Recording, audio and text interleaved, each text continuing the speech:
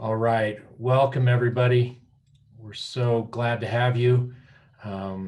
We have been doing these State of Minds virtual events. This is our third, and we're so glad that you're able to be with us. My name is Brian Winkelbauer, and I'm the CEO of the Minds Foundation. Our goal with these is to communicate with our external stakeholders who are so critical to Minds' success. We want to communicate what's happening at Minds, and I think you'll find this evening that Minds has confronted the recent challenges head on and in true Minds fashion, adapted quite successfully.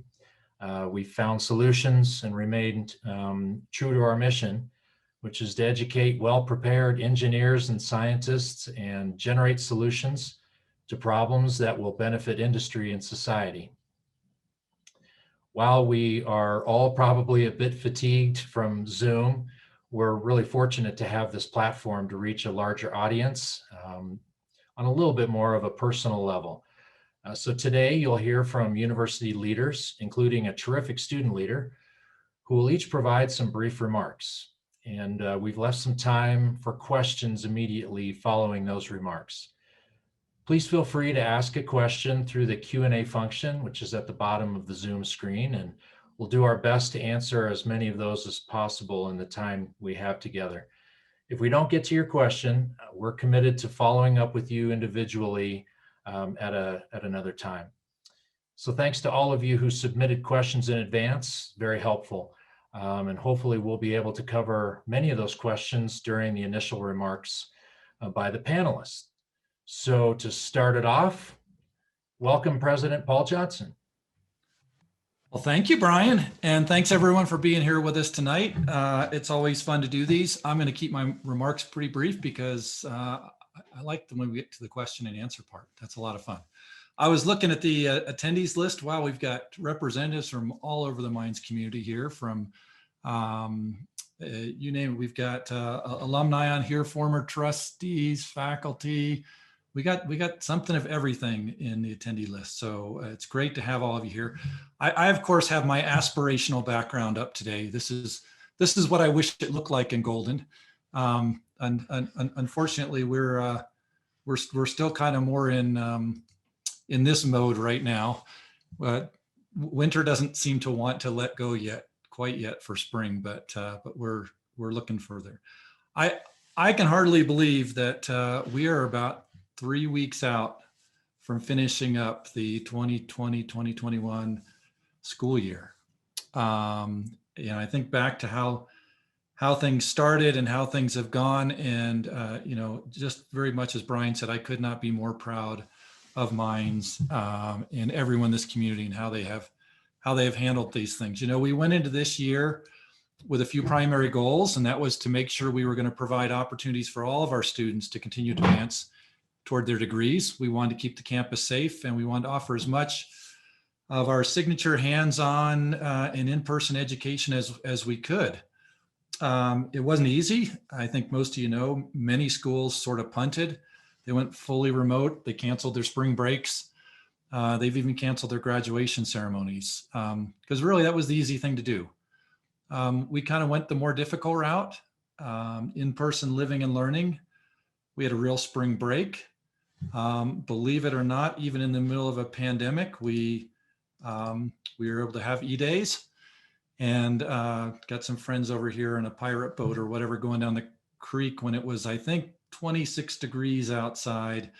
And we had 70 some student teams in cardboard boat races, cardboard boats going down the creek, all in shorts. I don't know how they do it, but anyway, great E-days, and again, complete with the cardboard boats, concerts, fireworks, mining challenges, all those things that all of you, I think, remember very fondly about E-days. And it was all designed by the students, figuring out how to do it and carrying it off in a safe way. So that was fun. That was just last weekend. A lot of things happened this year to make things safe. We set up an on-site free testing clinic for everyone on campus. We've offered free vaccinations. I'll be getting my second Moderna shot on campus tomorrow. Next week, we have a vaccination clinic that's open again for our community. And if there's any parents out there, to encourage your students to take advantage of that while we've got it here on campus. Of course, we all had to make some sacrifices, and students took it all in pride, especially having to deal with some isolation and quarantining along the way. But again, as what Brian said, we did what ore diggers do, figure out how to get it done, and we got the job done. So now we're looking to summer and fall.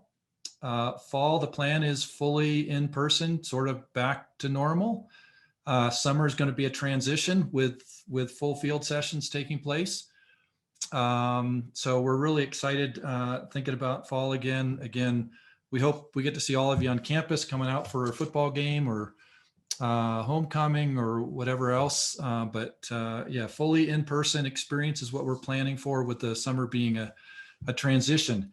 We're really excited also because we're going to have a great incoming class. One of the things we've discovered is, I think in part because of how we've handled this last year, interest in mines is even stronger than we've even expected. And while other schools are having trouble recruiting students for next year or getting students to commit, we're seeing a lot of strong enthusiasm in our incoming class for committing to be here in the fall. So we're looking forward to that group getting here. We're also going to be looking at new programs being launched in the fall. A couple of them I think of. There's a quantitative biology undergraduate degree program being launched. There's also a one that's a business engineering and management science degree program. Both of those are getting very strong interest from both current and incoming students. We're going to see over the next few months groundbreaking on our Labriola Innovation Complex, and in particular the UnoHub part of it, which is a very, very large maker project-based space that's really, it represents our doubling down on hands-on activities at mines.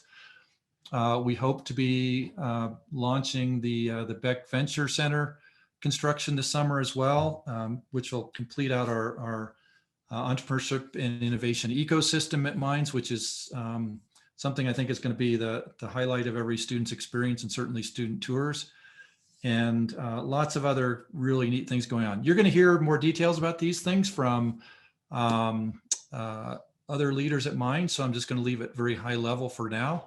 So, sit back, enjoy the updates from the other leaders, and we're looking forward to answering your questions in a little while. And with that, I'm going to turn it over to our provost, Dr. Rick Holtz. Thank you, Paul.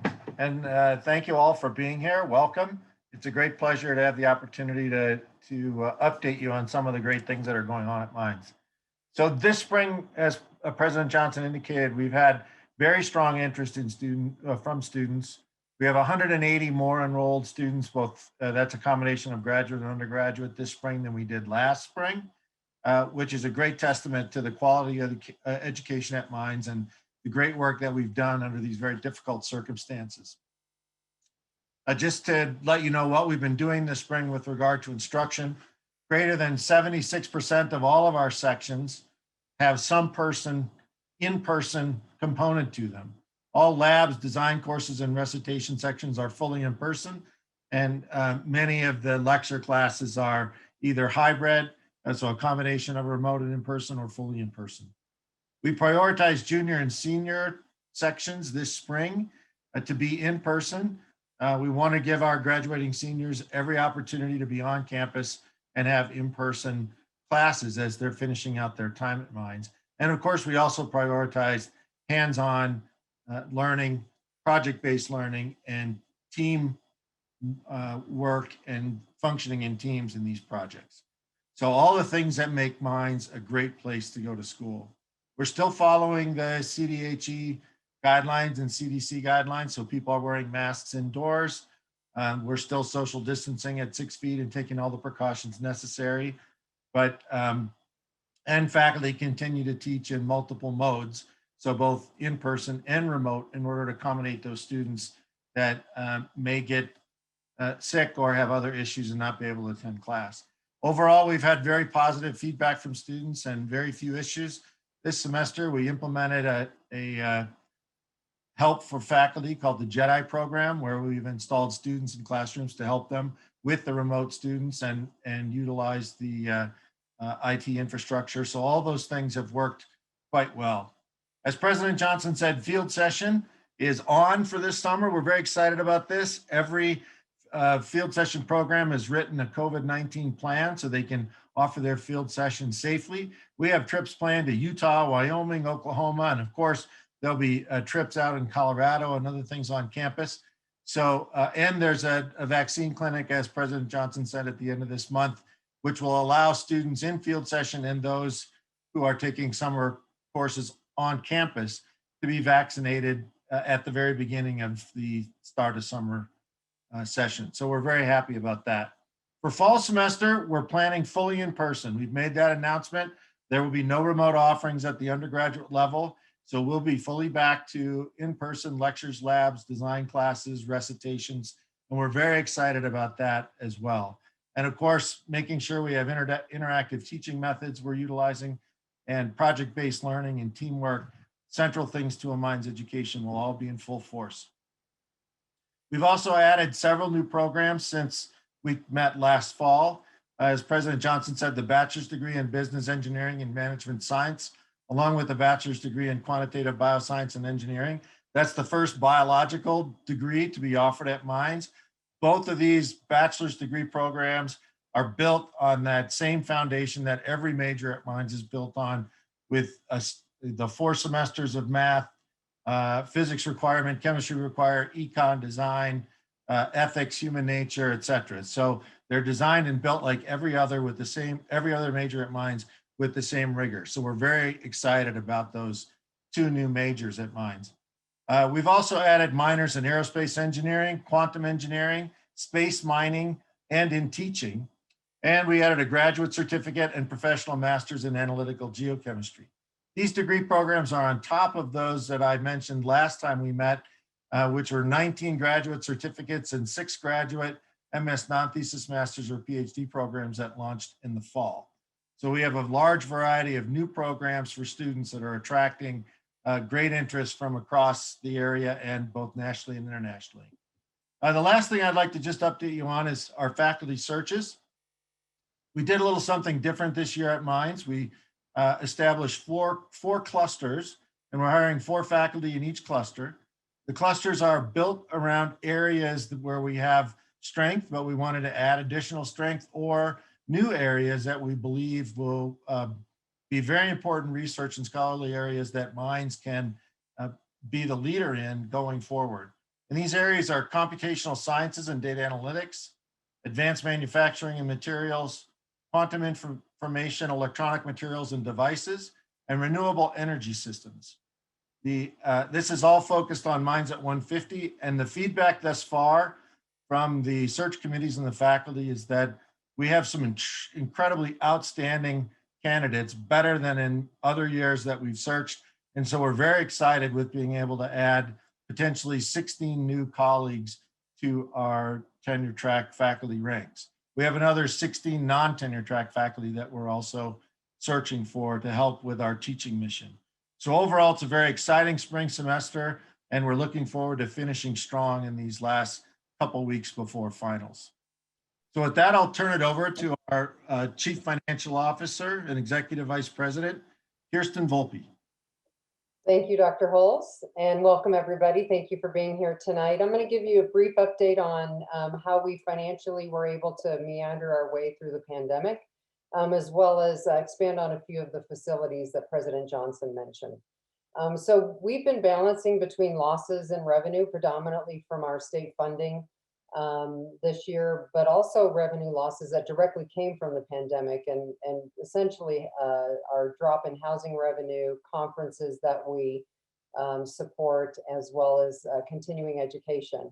And these revenue losses were coupled with increased costs that we had to address the results or the impact of the pandemic that had on our operations.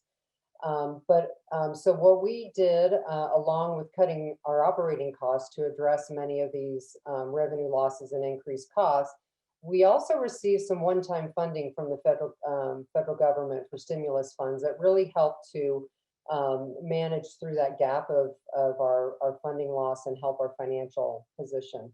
And then also our ability to have a large number of in-person classes this year really created a stable enrollment. This was unlike many other universities, frankly, around the country and in Colorado.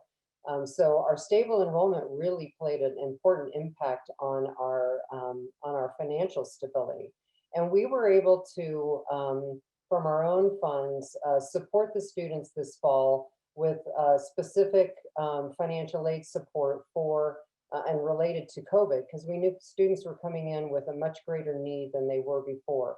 So whether it was a merit or need-based student or demographics, we were able to support students in a greater way with financial aid. And then the federal government also provided stimulus funds directly to students that made a pretty big difference in them being able to manage both their personal and their school life. So financially, we've made our way, and I think we are in a stable place, and I look forward to what next year brings and how our enrollment will be an important part of that next year. Now I'm going to switch gears a little bit and talk about facilities, but I'll give an overview that with the Mindset 150 strategic plan, we a couple years ago recrafted our campus master plan to really be in alignment with the strategic plan. And some of those focus areas are making sure that we have really an effective place for students to learn and live on campus, a focus in entrepreneurship and innovation, as well as focus on infrastructure and focusing on our growth and research. So I'm going to show a couple slides here so you can kind of see how we are starting to impact the implementation of our master plan.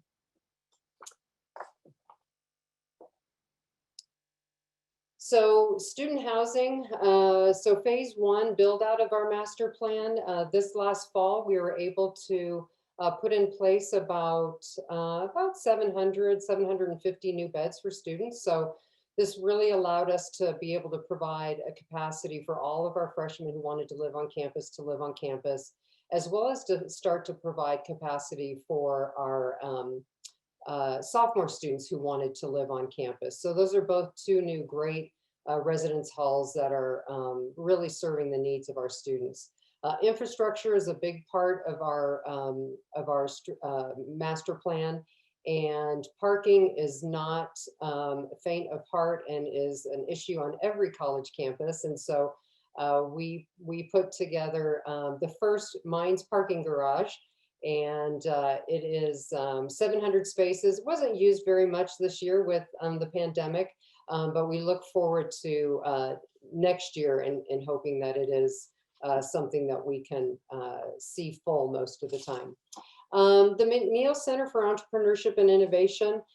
This center was really made doable by Charlie and Judy Mcniel, and they really were the center point of making this center really come alive, and really the E&I focus that as President Johnson mentioned, that's in the strategic plan, is really starting to come alive in this center, where you have students that are focusing on hands-on learning. It's hands-on learning classrooms where they can really get their hands in and not just sit in lecture rooms. So it's a really important first step in our innovation and entrepreneurship focus. There's a couple projects that we have on the way that are coming. The Labriola Innovation Complex, that's on the left. And that too is directly related to hands-on learning. It is focused primarily on, as President Johnson mentioned, makerspace, capstone, cornerstone, product development, prototyping, everything and anything that the students will want to do as they proceed with their education and their hands-on learning. And then really the next step is the Beck Venture Center, where, once the students kind of work on their product and their prototyping, and if they want to look at what commercialization and bringing a product to the market will look like, they can move on to the Beck Venture Center, which will really help students look at business plans and how do you develop models and what does market valuation look like, and really be part of a community that will be alumni and partners and potentially funders, all in one space to help support the students. And then the Subsurface Discovery Lab, that is our newest in the planning. And that's really the earth sciences kind of first interdisciplinary entrepreneur and innovation laboratory. That will sit on the home of where the Earth Mechanics Institute is. But that again is another focus on innovation, as well as focus on really tying the students' thought process and what they're doing with where industry is today and where industry is tomorrow. So we've got a couple really interesting and important projects that we've got going. We're also looking at Mines Park. Some of you may remember the housing development that we have, and really expanding housing there and renovating that area to be a village. And what that will support is be able to support more of our graduate students as well as upper level undergraduate students in really having a sustainable village where they can, really recreate and dine and live. So a lot of exciting opportunities for Mines. So I'm going to hand it over to Dr. Dan Fox. He is going to talk to us a little bit about the student experience. Thank you, Kirsten, and good evening, everybody. Before I start, I'm going to talk a bit about, like Kirsten said, the student experience for next year, some of our traditions and what athletics may look like. Behind me is a picture of E-Day's fireworks, and as the president put it, I thought they would be apropos to read a quote that was in the Daily Blast the other day from our good folks in communications from a student about the importance of what E-Day has brought back to our community. So the quote says, SAIL, our Student Activities Office, has been working with the Mines Activity Council, which is all student run, all year to make this possible for the Mines community. This weekend was the definition of what it means to be an ore digger, a community that does hard things, a community that comes together to celebrate and to support one another, and a community that celebrates its own uniqueness and the spirit of being together in the goal of accomplishing something great. I see them out there on these fields shoveling snow, and I see the work that they have tirelessly engaged in this past year to create something for everyone, and I want to celebrate that.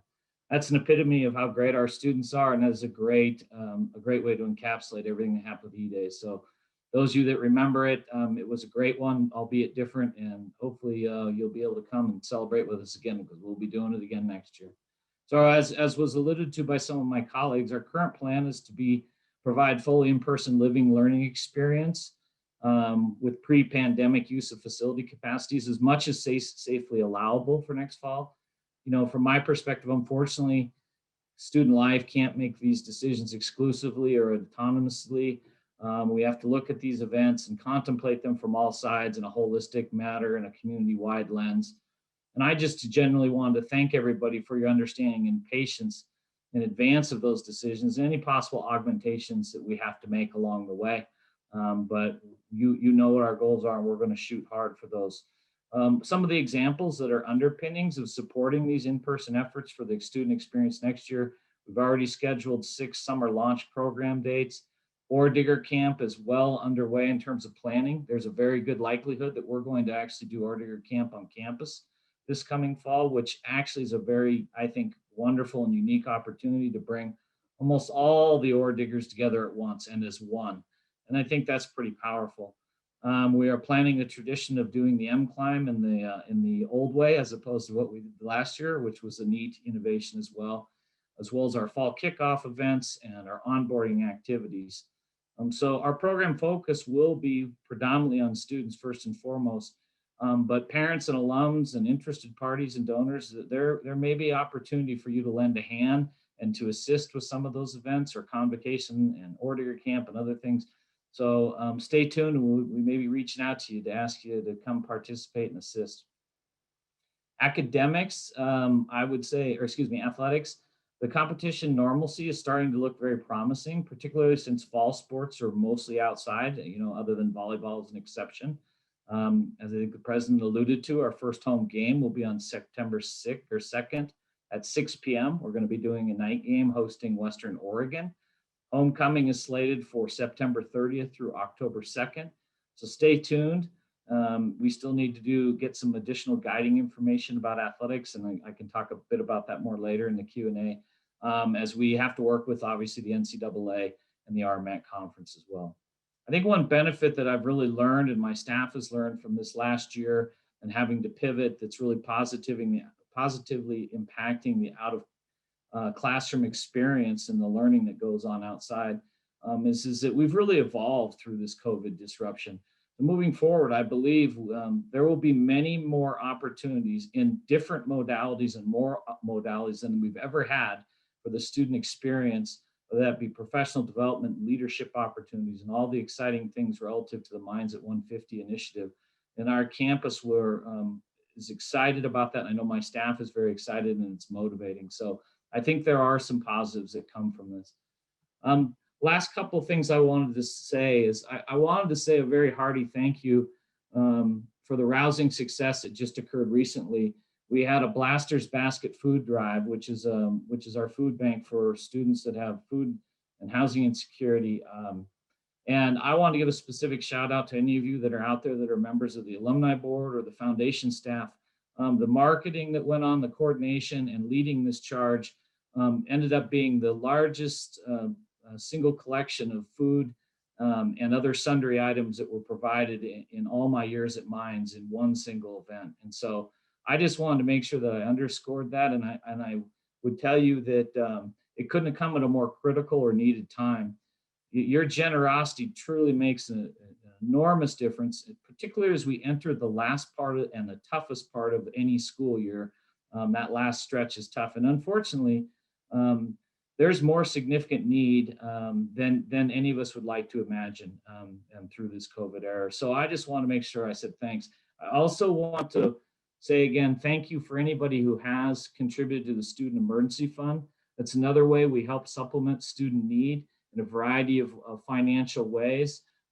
Particularly, there's still need there. If any of you have interest for our international students, we have already identified quite a few international students that will still not be able to return to their home country because of what the state of affairs are with COVID there and potentially visa issues. So they're going to be staying on campus this summer, and they're very nervous, as well as some of our other students, because they're not eligible for a lot of the aid through the HERF funds. And they typically, because of the nature of their visas, are not allowed to work or seek employment.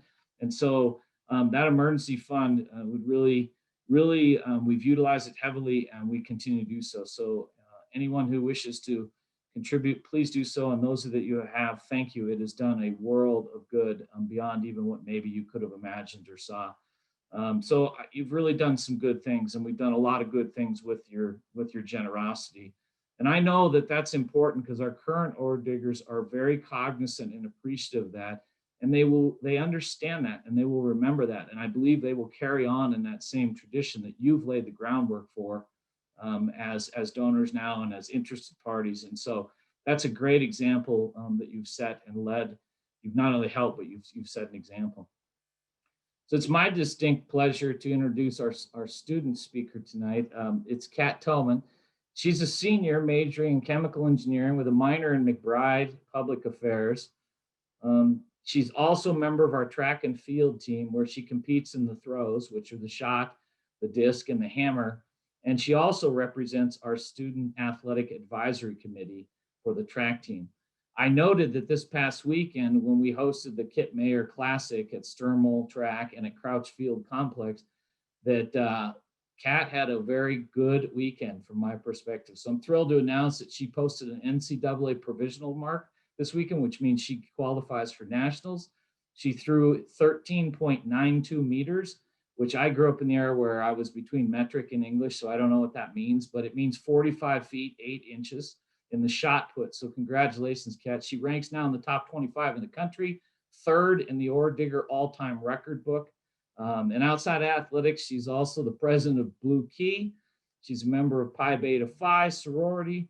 She's a part of Order of Omega, and as was the at-large community representative for USG her junior year. After she graduates, she will be completing the always action-packed and fun-filled Chem E field study session, and then interning with Procter & Gamble. So we're really fortunate that she will be returning to Mines again next fall to obtain her graduate degree in operations research engineering with an emphasis in computer science, and to compete in track for one more year. So Kat, I just want to say to you, thanks for being such a well-rounded and active ore digger and a great representative of our incredible student body. So without further ado, Kat, I'll yield the floor to you.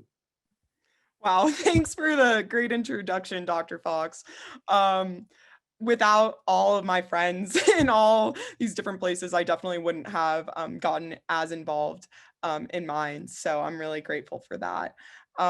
This year has definitely been very different than any of my other mines semesters, but just because it's different doesn't mean that it wasn't just as great.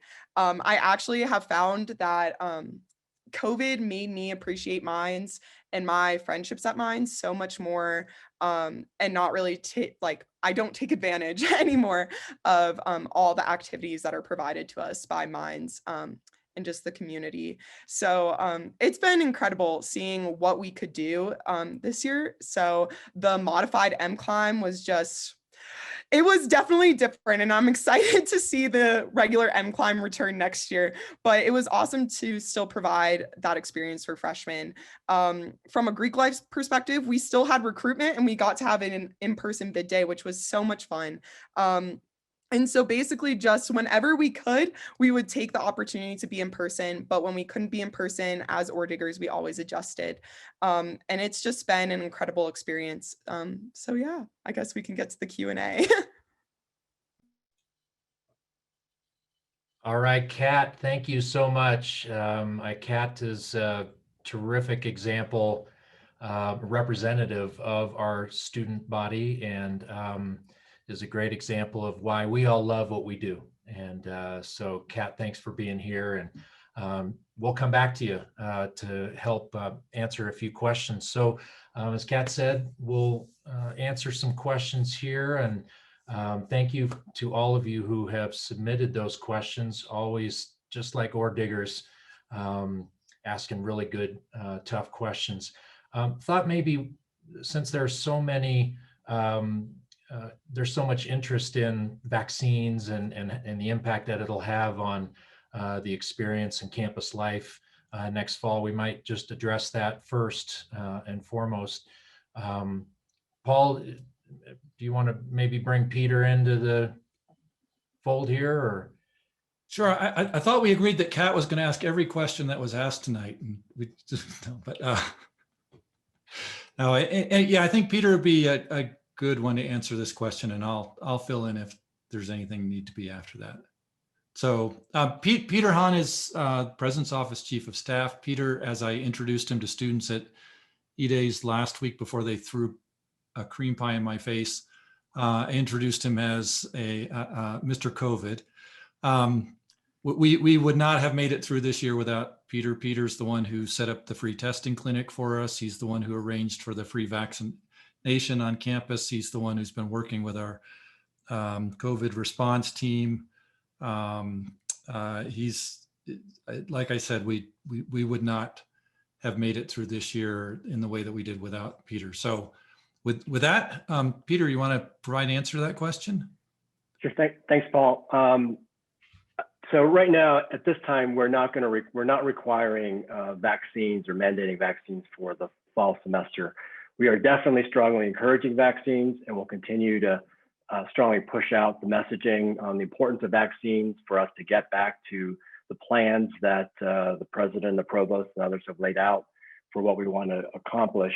We're right now working as hard as possible to provide as many opportunities for our students and our faculty and staff to get vaccinated, and we've had some great responses so far, and we'll continue to push that through. Of course, we'll continue to monitor the situation. We'll continue to look at the advice and the counsel we're getting from the state and other health agencies on the matter. But so right now, we're really focusing on encouraging everyone to get vaccinated. We're asking people to let us know in a secure way if they have been vaccinated, so we can continue to track the progress of our campus.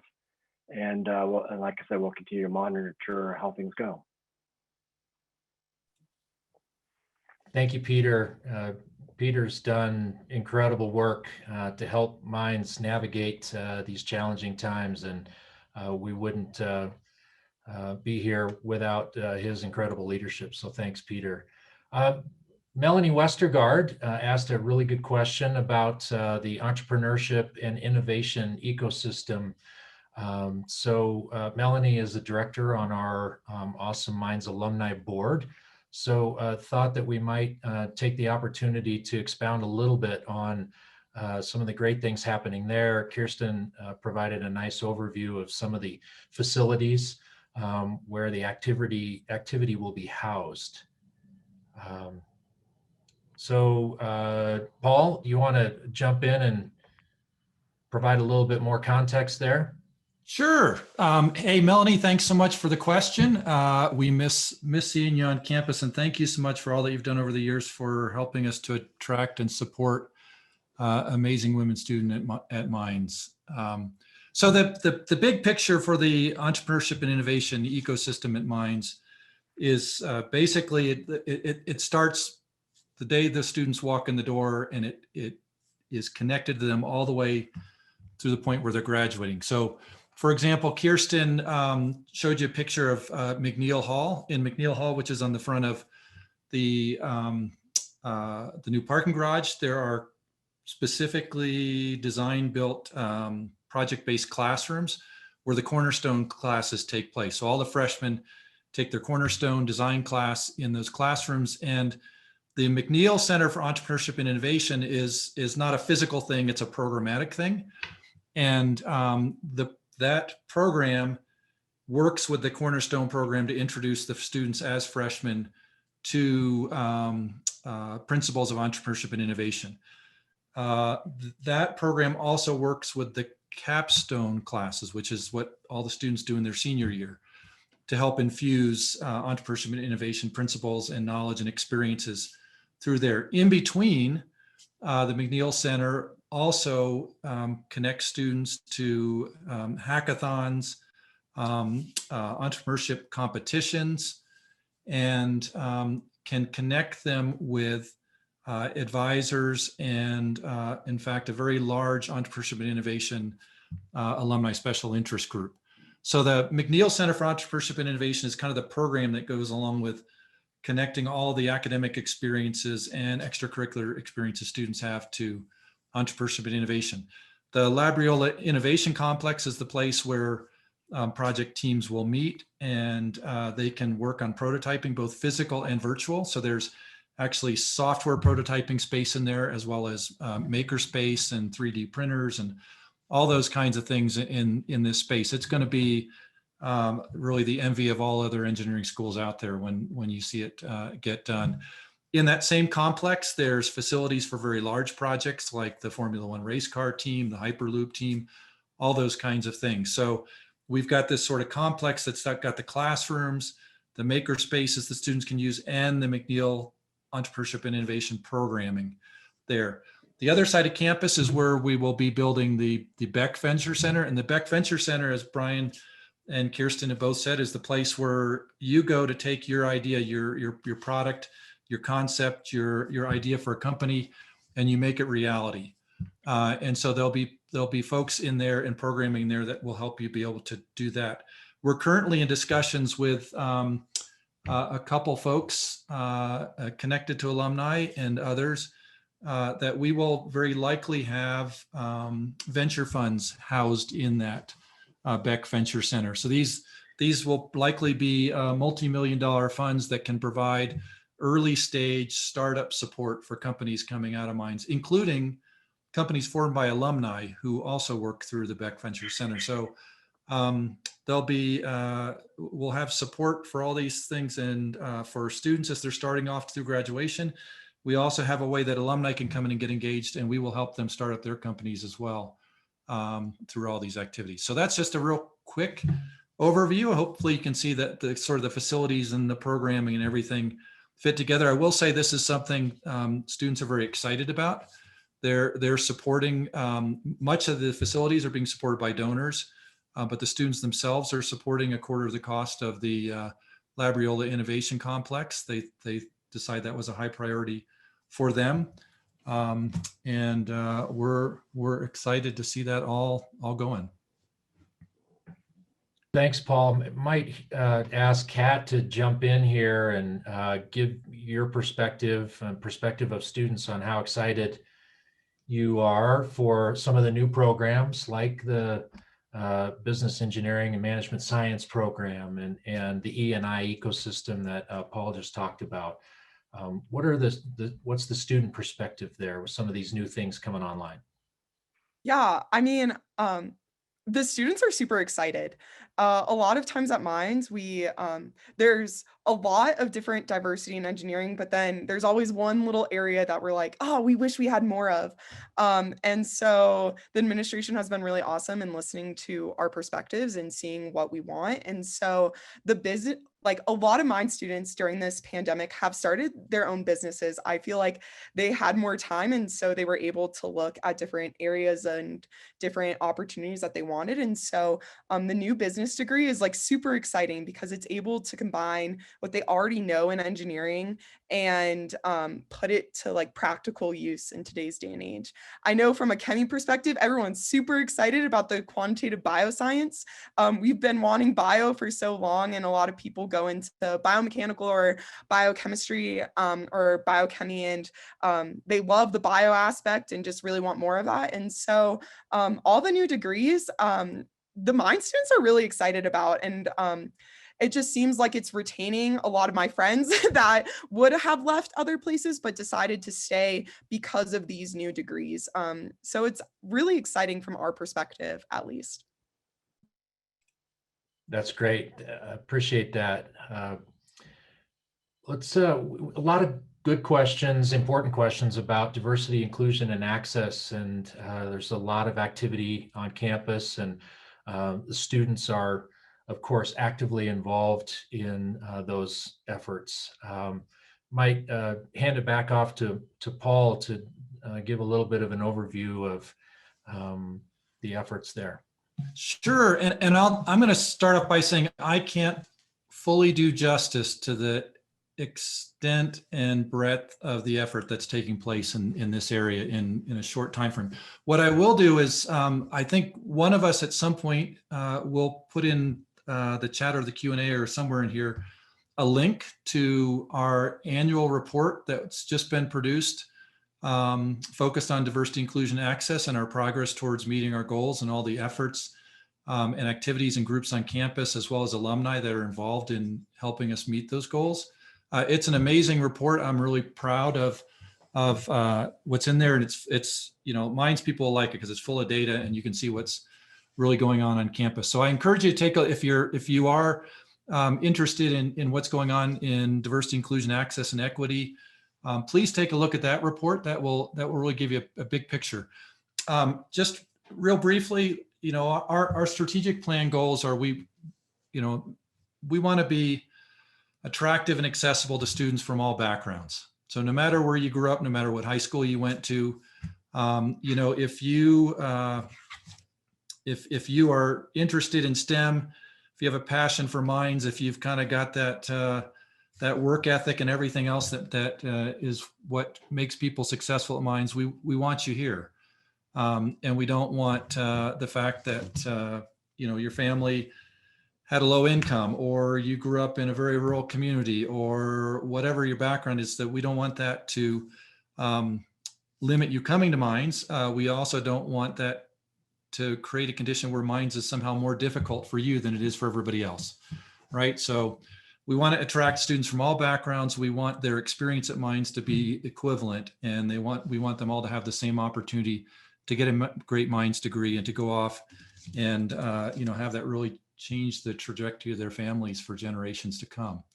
So along those lines, and if you look at this report, you'll see there are great efforts in the admissions space. So we're increasing the ways that you can get to Minds, the pathways, making people more confident that if they come to Minds that they will be successful.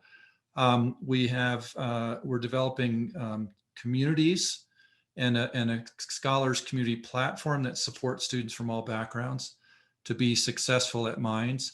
I was just on a lunch today with representatives of all of our multicultural engineering program student leaders. So we're in constant conversation with them. And we're seeing really nice results. We're looking at increases in underrepresented student groups in our fall incoming class. Another thing that we did this year is we made standardized test scores optional, and that has led to a more diverse applicant pool, which we're excited about as well. So we're looking at a lot of ways to do those things. I encourage you to read the report. I will say we're also doing a lot of things to sort of change the makeup of the campus from an employee and faculty standpoint as well. I don't know if Rick wants to comment on this or not, but I think in the last 4 or 5 years, at least 40% of all faculty hired have been women.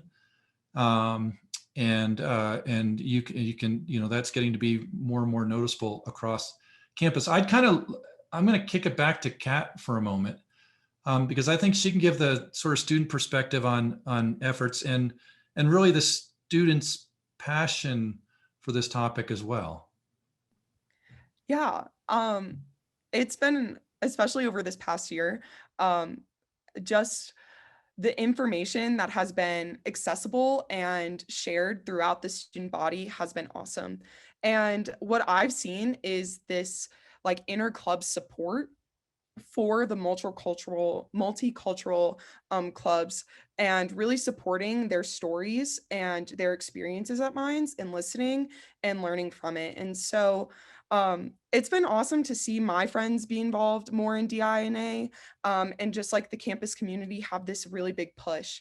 I mean, it's crazy because when I started at Minds, in my freshman classes, we didn't talk really about DI&A. It was on our syllabus, and like it was there. And over this past year, it has really been a forefront topic in all these different classes that I'm in, all these different conversations with the student body. It's been really cool seeing how students really want to share their voices and share their perspectives. NSBE has been awesome. The National Society for Black Engineers has really been pushing sharing voices and having these conversations about diversity and inclusion, and what us as we as students can do for each other, and how we can support these underserved and underrepresented communities at Minds. Being a woman also in STEM has definitely been interesting at Minds, and I just feel like the support and the community at Minds really makes us be successful. And so talking more about DI&A and seeing how important it has been in the administration, just like for Minds as a whole, has really inspired students to be more active and to speak their truths and speak their stories, so that we can open these dialogues to create a better Minds community. It's been really awesome seeing everything in the platforms and just the information that has been shared as a whole throughout Minds. It's been really cool. Thank you, Kat. As you can tell, there's a lot of passion and interest by everyone on campus in the Minds community for this topic. And we've got some great leadership moving those initiatives forward. Thought we might transition to some of these questions that are, I'll call it, related to the kind of degrees of the future. Several questions about programs focused on renewable energy and things that might be going on in mechanical engineering and so on. Minds, as several people have mentioned, prides itself on being focused on what the industry needs, what society needs. And we were established as a university because there were needs in the region. We continue that. And so Provost Holtz, maybe you could talk a little bit more about some of these degrees of the future and how we're intending to stay relevant. Yeah, happy to. Thanks, Brian. So, very high on our priority is building up our computer science program and all the areas within that, as well as our electrical engineering program. There are two areas, particularly computer science and data science, that's cross-cutting across almost every area, every other degree program at the university. But some new things that are being discussed, and there are lots of conversations going on. So I'll only mention the couple that appear to have the most people excited and backing them. So we're talking about interdisciplinary bachelor degrees in robotics, potentially ceramics. I've had some conversations about an undergraduate degree around space resources. So those are some of the things that are coming. We're talking at the graduate level, a little bit at the undergraduate about construction management, but I think that's focusing more at the graduate level, maybe a ceramics degree program at the ceramics level. We're also working with Vice President John Bradford about the global energy future. And so there are several ideas that are percolating through that for potential degree programs to address what that will look like as we transition from fossil fuels, but looking more at renewable energy sources. And we do have the Advanced Energy Systems Master's and PhD program. So that's at the graduate level. I think it would be really interesting to get something around that topic at the undergraduate level as an interdisciplinary program. And so those are things that are currently under discussion, but we, at this point, don't have proposals that have come forward. So but probably next year, some of these things you'll hear more about. Hey, Brian, I was going to jump in and add a little bit to what Rick had already started in the discussion a bit. Rick was just mentioning the Advanced Energy Systems program. I thought I would add that that's a program that we conduct in collaboration with the National Renewable Energy Laboratory. So that fits in with the questions people are asking about what are we doing in sort of renewable energy and things like that. As Rick mentioned, there's the Global Energy Future Initiative. If I would invite you to take a look at, they're generally on our webpage, but sort of each of our cornerstone and capstone project teams build web pages on the projects they work on. You're going to find a number of projects in there that are related to the energy future. One of the projects last semester was a VW bus conversion to a 1970 VW bus conversion to electrical operation. Many of our Cornerstone and Thorson Honors Program students this past year worked on projects that were related to making the Golden community more sustainable. And there was a lot of enthusiasm amongst the students for doing that. So it's if you kind of look at what's going on, you'll see that sort of, permeating things. And, as Brian said, we've always sort of positioned ourselves to, make sure that we're relevant to industry and society and really making an impact. And it's kind of this interesting time where, just in the last few months, all the oil companies have said, along with the American Petroleum Institute, we've got to start managing carbon in the atmosphere. Well, you know what? Mines needs to be part of that. The transition to more electrical powered vehicles is going to mean a greater demand for minerals and metals and things like that. We've got to help the mining industry do that in a more sustainable way. Students want to be, and Kat could comment on this, but I think students want to be part of a sustainable future, right? And we've got to prepare them so that they can be the ones who design that and lead that. We're also going to have a lot of, if you come to campus in the fall, you're going to see some very visible indications of things. We're putting solar basically on every roof surface that we can. We're going to have this super cool electric fleet of automatic buses with no drivers running around campus, between campus and downtown Golden and campus and Mines Park. And Kirsten's group is leading that effort. And I got to tell you, I can't wait till they get here because I know students are ready to hop on them too. So Kat, I don't know, do you want to make a few comments in this space? Yeah, of course. We're all really excited for those electric vehicles because we won't have to walk up the hill from K-Lot behind the soccer field to Q-Ball 209. So we're all really excited. It's been really cool seeing how senior design projects have sort of shifted to renewable energy. Just speaking in the chemie department, we had a renewable biofuel project, and then I personally worked on a project that was like better sources of dog food so that they're more sustainable and less carbon emitting.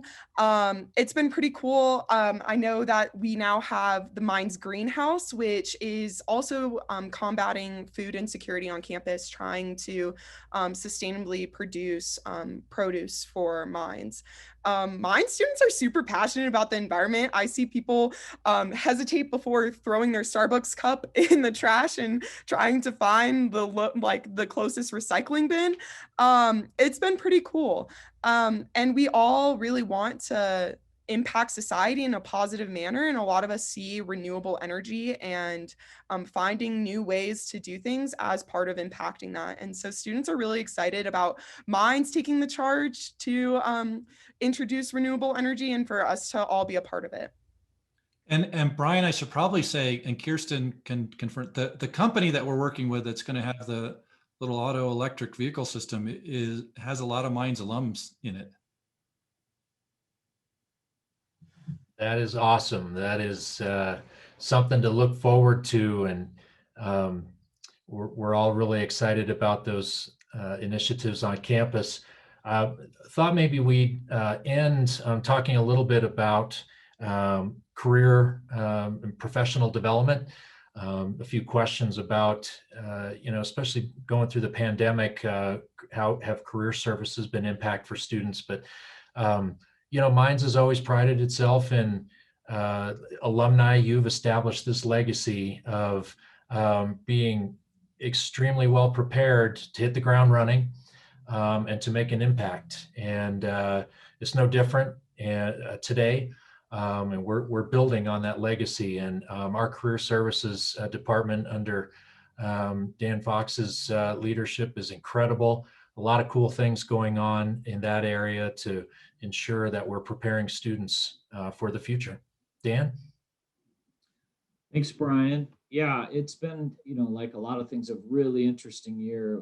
And I've talked on some of these previous webinars about how we pivoted to, from last spring, we did our last in-person career day, and then we had to do that differently for this past fall, and then obviously this spring, where we used technology and so forth. And it really has actually worked out quite well.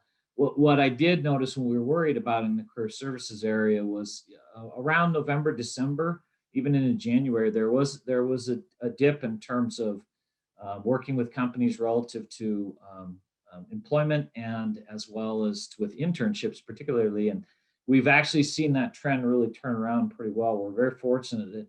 And honestly, when we talk to the companies, it was less so related necessarily to the total economy picture as it was coupled with travel restrictions. Companies weren't sure what they were going to do and how they wanted to hire and how they wanted to sort themselves out. And so we saw a lag there, and that translated into some of our outcomes for employment. That's rebounded really nicely. And there's a couple of real kind of quantifiable ways to see that with the job listings that we posted in our DiggerNet. There was that lag, like I said, and they've rebounded. And just in March alone, we had an additional 300 positions that were open that weren't there the previous month that we've added. It's really picked up steam. So our numbers are going from a little bit of concern to feeling much better about it. When we think of actual outcomes, we look at students that graduated as of last year and how they gained the employment this year, as well as in December. We're trending above in masters and PhDs of where we were at this time last year. A couple of weeks ago, the BS degrees were a little bit behind, and this month alone, they've ticked up 11%. That's pretty substantial because when you think about that for the August graduates going from a 72% to 83% in 1 month, we're not talking a handful of students, we're talking a lot of students. And so that's really good for, again, showing I'm going to say the prestige and the power of the Minds degree. and the desire for employers to want to take our students once they graduate and become part of their businesses and changing the world in their own ways. And so I feel very good about that. The next 4 months, frankly, will still tell the tale of how we end up at the end of the year.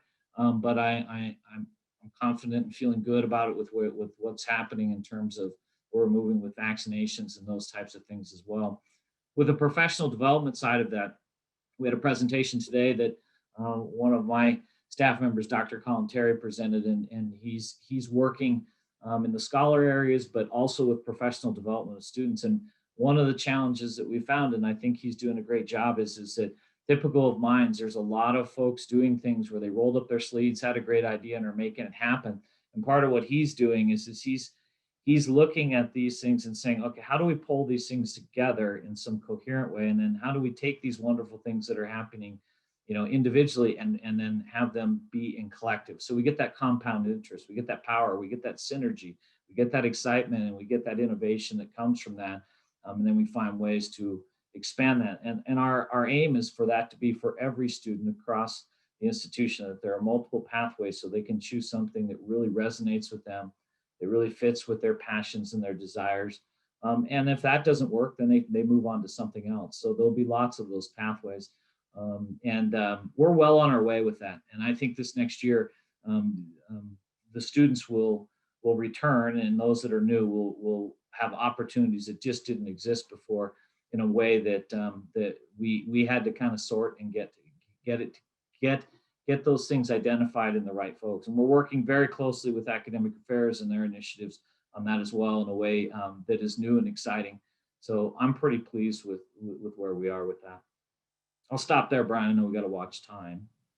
Yeah, thanks. I think we'll probably wrap up there, being considerate of your time. Really appreciate all of you spending a few moments with us this evening. We enjoy doing this, and I want to thank my colleagues, the panelists. I'm honored to work with each one of them in service to students like Kat. And so, Kat, we really appreciate. You're busy enough, so we appreciate you jumping on and sharing your important perspective. I hope that all of you were able to see how Minds continues its great tradition and the hallmarks of a Minds education. For alumni, Minds is building on the legacy you established. And for donors, you are the margin of excellence. We need to position Minds as a top of mind first choice STEM university. We can't achieve our goals without advocacy and support. And so your involvement, your engagement, and your support financially are critical to our future. For parents, a lot of you joined us tonight. Thank you for entrusting your children to Minds. I can tell you, I think they're in great hands, and I hope you do too. We love your children. We love our students. They're amazing. Finally, a quick shout out to the Foundation Board of Governors. I know there are several members on the call. There are prestigious volunteer philanthropic leadership board chaired by alumnus Jerry Grandy, and Jerry was on the call, and the Awesome Minds Alumni Board led by alumnus Bill Zish. In partnership with both of those entities, there are a tremendous amount of ways you can participate, serve, and support Minds. So I encourage you to check out weare.minds.edu for ways that you can get involved. And want to thank you again. Have a great evening.